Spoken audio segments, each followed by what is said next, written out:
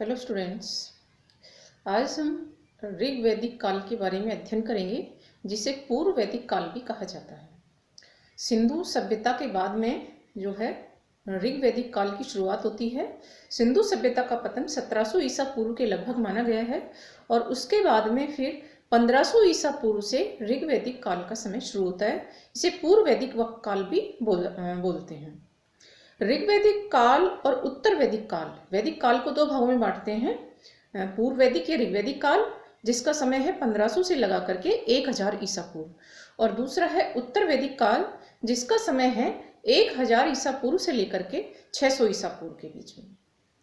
सैंधव संस्कृति के बाद भारत में जिस नवीन सभ्यता का विकास हुआ उसे वैदिक या आर्य सभ्यता के नाम से पुकारा जाता है। आर्यों का इतिहास वेदों से ज्ञात होता है, इसीलिए इस सभ्यता को वैदिक सभ्यता कहा जाता है। वेद जो है संस्कृत की विद धातु से बना है और जिसका अर्थ होता है ज्ञान। वेदों में सबसे प्राचीन ऋग्वेद है। ऋग्वेद का जो समय है, रचना काल है, वो 1500 से लेकर के 1000 ईसा पूर्व माना जाता है। ऋग्वेद से ज्ञात सभ्यता ऋग्वैदिक सभ्यता के नाम से जानी जाती है। वेदों के बारे में माना जाता है कि वेद जो हैं अपौरुषेय हैं, अर्थात आर्य ऋषियों को सीधे ईश्वर द्वारा प्रदत्त हैं, इनकी रचना नहीं की गई। इनको श्रुति भी कहा जाता है वेदों को, क्योंकि वेद ईश्वर से सुने गए, इसलिए इनका नाम जो है श्रुति पड़ा। सामान्यतः माना जाता है कि जिन विदेशी आक्रांताओं ने सैंधव नगरों पर आक्रमण किया, उनको ध्वस्त किया, वे आर्य थे। ऋग्वेद में भी इस संघर्ष का अप्रत्यक्ष रूप से वर्णन मिलता है। जैसे ऋग्वेद में इंद्र को पुरिंदर यानी किलों को नष्ट करने वाला कहा गया है। ये किले दास दस्युओं के थे, यानी सैंधव लोगों के थे। दूसरी जो वो हमें मिलती है इनके बारे में, आर्यों के सैंधव सभ्यता के ऊपर आर्यों के आक्रमण की जो जानकारी है वो यह है कि दास दस्युओं की जो विशेषताएं ऋग्वेद में वर्णित हैं वे सब सैंधव लोगों में पाई जाती हैं। अतः ऋग्वेद में वर्णित दास दस्यु सैंधव लोग ही माने जाते हैं। ऋग्वेद में दास या अनार्य दस्युओं को कई नामों से पुकारा गया है। उन्हें अकर्मण यानी वैदिक क्रिया न करने वाले कहा गया है। उन्हें अदेव्यु यानी वैदिक देवताओं को नहीं मानने वाले, उन्हें अयज्वन यानी यज्ञ न करने वाले, उन्हें अन्य व्रत यानी वैदिक व्रतों के अलावा अन्य व्रत रखने वाले, और इसके अलावा मृदवाक यानी अपरिचित भाषा बोलने वाले, तथा अव्रत यानी बिना व्रत के बताया गया है इन दास दस्युओं को। दास दस्युओं की संस्कृति के इन वैदिक उल्लेखों में एक भी बात ऐसी नहीं है जो सैंधव लोगों पर लागू न होती हो। यानी इस ऋग्वेद में वर्णित जो दास दस्यु हैं वो सैंधव लोग ही माने जाते हैं। लेकिन अब आर्य आक्रमण का सिद्धांत चूंकि फेल हो गया है, ये माना जाता है कि आर्य सभ्यता जो है ऋग्वैदिक सभ्यता की शुरुआत 1500 ईसा पूर्व में हुई, लेकिन सिंधु सभ्यता का पतन 1700 ईसा पूर्व में हो चुका था।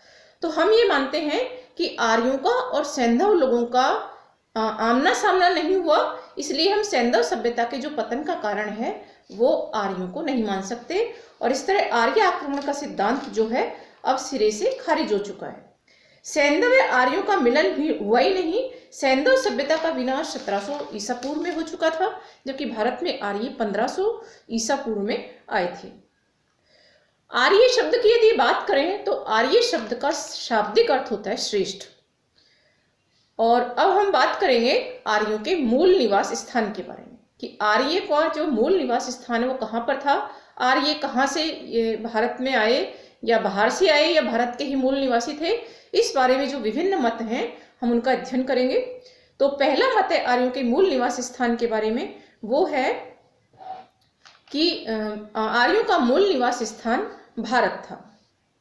भारत को आर्यों का मूल निवास स्थान मानने वाले विद्वानों में doctor Sampurnanand, doctor Rajbali Pandey, doctor Dashrath Sharma, doctor L D. Kal और डॉक्टर डी.एस. त्रिवेद का नाम मुख्य रूप से लिया जाता है।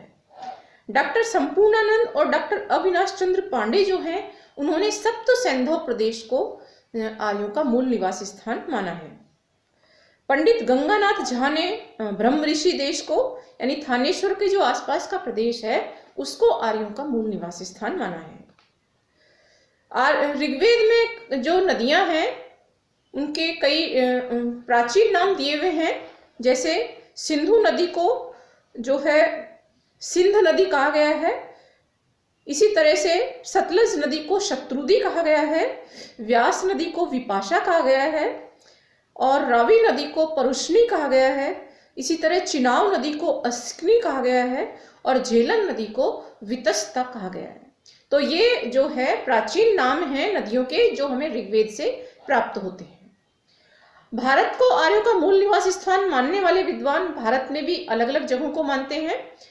जैसे पंडित गंगानाथ झा ब्रह्मऋषि देश को मानते हैं, डॉक्टर संपूर्णानंद और अविनाश चंद्र पांडे सप्त सिंधु प्रदेश को मानते हैं, डॉक्टर राजबली पांडे मध्य देश को मानते हैं, यानी उत्तर प्रदेश और बिहार के बीच का जो भूभाग है उसको आर्यों का मूल निवास स्थान मानते हैं डॉक्टर राजबली पांडे। अब हम बात करेंगे आर्यों के जो दूसरा मत है आर्यों के मूल निवास स्थान के बारे में। वो है आर्यों का मूल निवास स्थान यूरोप। कई विद्वान यूरोप को आर्यों का मूल निवास स्थान मानते हैं। ये यूरोप के अलग अलग जगह जो हैं उनको आर्यों का मूल निवास स्थान मानते हैं। पहला जो वो है जगह है यूरोप में, वो है जर्मनी। इसमें इसको पेनका और हर्ट जो विद्वान हैं वो इसको जर्मनी को आर्यों का मूल निवास स्थान मानते हैं। दूसरे जो गाइल्स हैं विद्वान, वो हंगरी को, यूरोप में हंगरी को आर्यों का मूल निवास स्थान मानते हैं।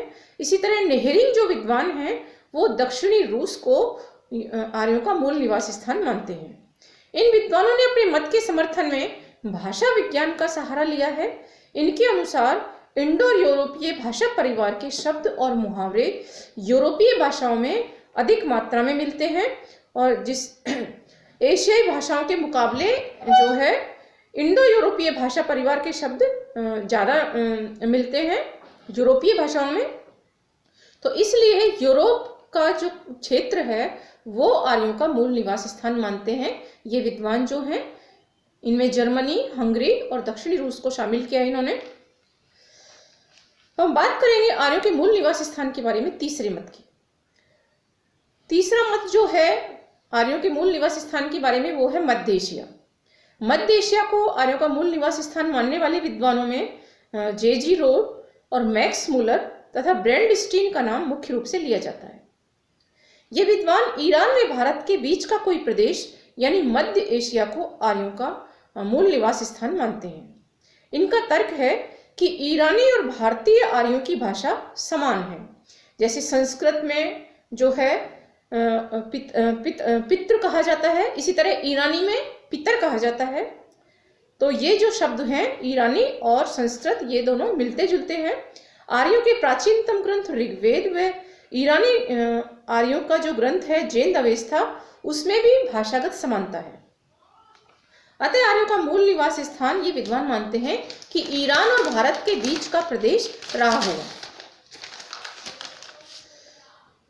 आर्यों के इन विद्वानों का यह भी मानना है कि आर्यों के जो प्राचीनतम लेख हैं वो एशिया में ही मिले हैं। जैसे एशिया माइनर में बोगजगोई अभिलेख है। इसी तरह से प्राचीनतम आर्य जिन भौगोलिक परिस्थितियों से परिचित थे, जिन वनस्पतियों का वर्णन ऋग्वेद में किया गया है, वो सारी की सारी जो वनस्पति की दशाएं हैं वो सारी मध्य एशिया में पाई जाती हैं।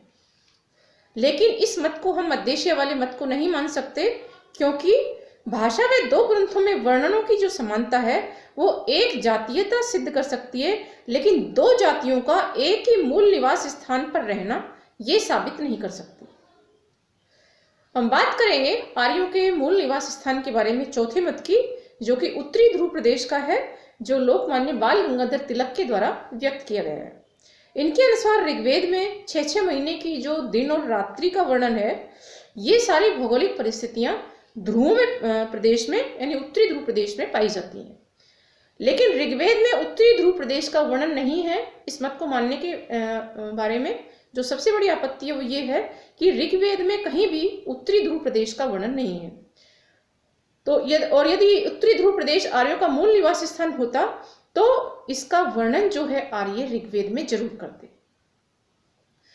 अब यदि सबसे अधिक मान्य मत की बात करें आर्यों के मूल निवास स्थान के बारे में, तो वो जो मान्य मत है अधिकांश विद्वानों के द्वारा वो है मध्य एशिया का। यानी आर्यों का जो मूल निवास स्थान है वो मध्य एशिया को माना जाता है।